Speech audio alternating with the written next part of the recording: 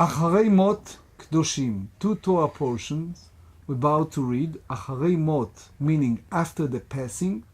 Kedoshim, sacred, holy people. After the death of holy people. These Torah portions apply to many mitzvot, but as far as the title, some say that it's applied to two sons of Aharon, who die as a holy people while they perform the service in the temple. One of the mitzvot in the Torah portion, it says, "V'adarta pnei zaken," and elder you shall respect.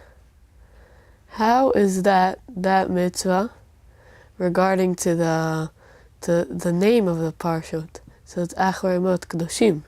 One of the reasons that it's called Achreimot Kedoshim, it's because they die because they are disrespectful. Some say that they are disrespectful to other priests or to Moshe and Aharon. Some say that they are disrespectful the way that they dress, the way that may be intoxicated, etc.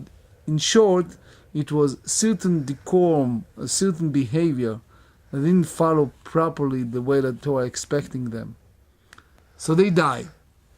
But the mitzvah you mentioned, the mitzvah of respecting others, the Torah said, Mipnei seva takum, meaning when you see an elderly person, you should be respectful, even just for his or her age.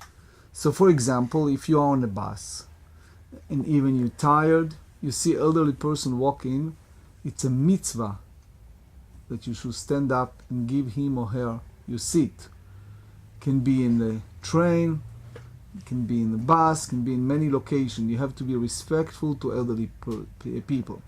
Second part is V'hadarta pnei zaken. You should honor a sage, meaning someone who is your teacher, who is someone who is teaching you any subject, but that person is a learning person, that he's your teacher. You should be respectful to them because of their learning, because of their level of learning. You should not be fresh, answering back and being disrespectful to what they presented.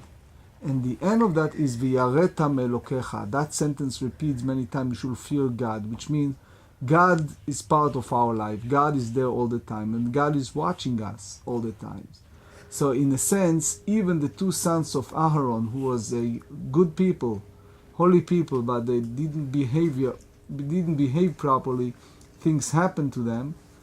In that sense, they ask us to be very, very careful when it's come to a interaction with people. It starts with the elderly people, continue with our teachers, continue with other people who are much learning than us, and it's go on and on, that it's revering God. So it's all in the relationship between people.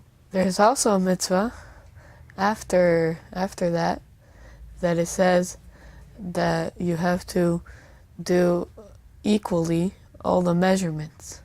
What does that mean?